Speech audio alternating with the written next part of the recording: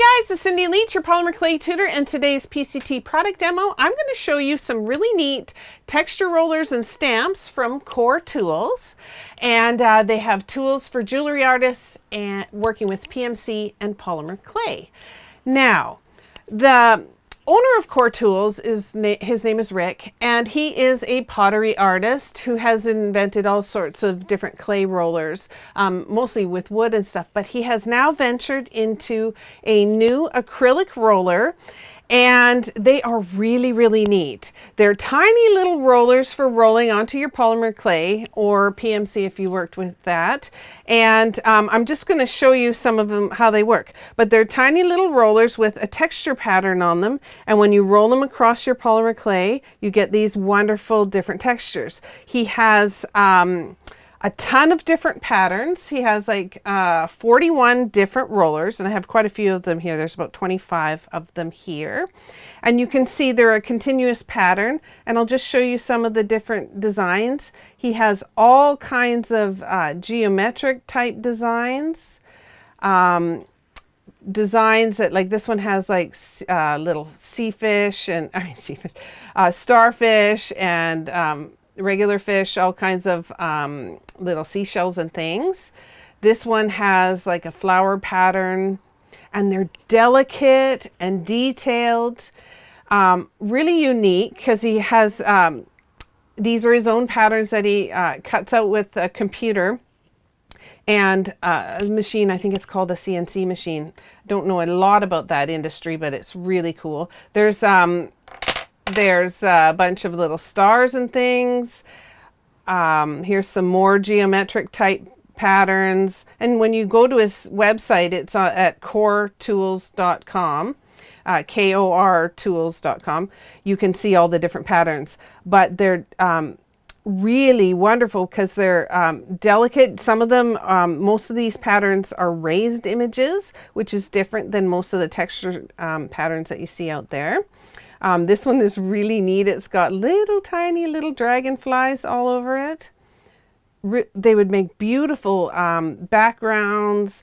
If you're making polymer clay, like the hollow beads, lentil shapes, they'd be perfect on there. They would make wonderful pendant backgrounds and all kinds of different techniques.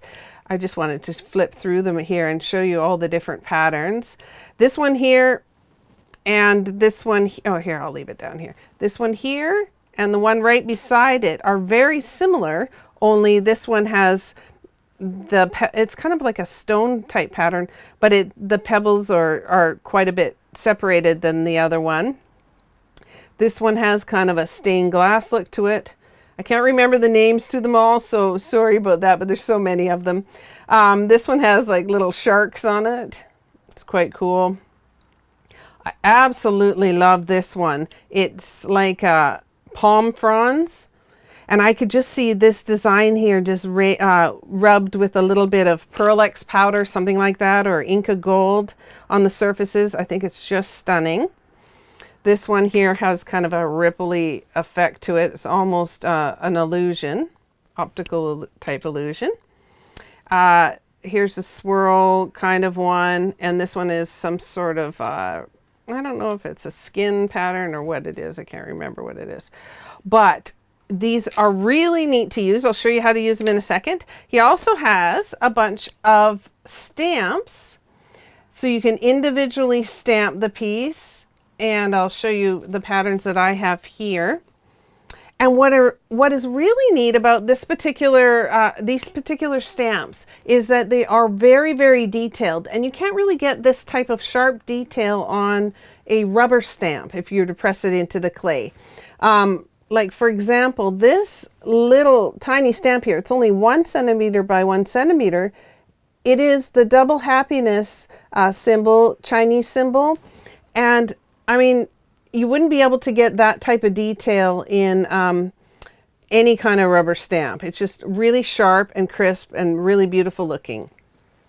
Now, the stamps, you can stamp right into the clay. I'm just going to dip it into some water first just to keep it from sticking in there into the detail, but you can stamp right in. But what's neat about it is the way they're cut back, you don't end up getting that ring around the outside, and they're quite deep here, so you don't end up leaving marks on your clay. You could also use, they have quite a few, I guess there's like 191 of the stamp designs. There's some really funky ones, but you could use like a geometric type one, or this one's a flower, and you could press it in, and you could also use it like a pattern. So like a border or whatever you wanted. And because the way the edges are carved, you can see right where the edge is and easily line it up and plan out your pattern. For the rollers, or I'll just push these out of the way. Oh, and before I go on without the stamps, you could use these stamps on a bead. They're really easy, and because you can get such a nice deep impression, you could stamp both sides without losing the impression. And I'll show you what I mean. Okay, so let's just grab something here. Oh, here's a turtle. If I press this into a kind of a flat bead here, to start off with, I can press quite a deep image into here, into this one side. And because it's so deep, I'm not going to lose it when I go to press it on the other side. And I can get an image, a nice image on both sides of the bead, this one and this side. You could do all kinds of things. You could press those stamps into the edges and everything else. But let me just quickly show you how to use one of the rollers. We can use that, we can use this one here, the palm frond one. It's really beautiful. I like to stick it down a little bit to a surface because it will roll away on you a bit if you don't. And I'm just going to dip the whole stamp into some water first, just to keep it from sticking.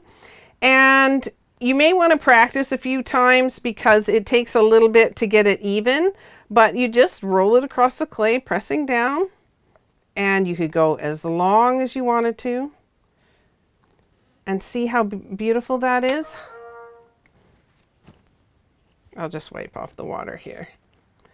And see how beautiful that impression is all the way across. If you wanted to do several rows, you just have to roll across the, you know, however many times you wanted to. Some patterns would be easier to match up than others. This one would be easy to match up because it has a lot of open space to it. But you could use this for, like I said, beads. You could also use this for putting around a picture frame, doing box lids, and all kinds of beautiful things. So I'm really looking forward to playing with these patterns and putting them in designs. They are a little bit on the expensive side. The pattern rollers are $10 or $9.95, and the stamps are $4 each. But what I think is just fine about that is that the quality is so high, the detail is so it's so fine and detailed that because it is a little bit more on the expensive side, not everybody's going to have one. So if you go to make your jewelry with this and you list it in Etsy, you're not going to have a whole bunch of people with exactly the same pattern as you. And he's got so many different patterns and can add new ones in the future that you're going to have a more unique and a quality look to your piece. And I just thought I'd point that out. If you go to take a look at them, you may just want to add some of these to your collection. So go check him out. He's got, his site is at kortools.com, and he's got some beautiful patterns there that you may just want to add to your polymer clay collection. So I hope that was helpful for you, and if it was, do let us know if you liked this video. Also, if you've got any suggestions, things that you would like to see in future videos, let us know. And if you've got questions for anything to do with polymer clay, there is a pretty good chance we've already done a video on it. So go check that out and search it out. And if you don't find what you need, leave us a comment and we will see if we can add it to our list of future videos. All right, so we'll see you later. Bye for now.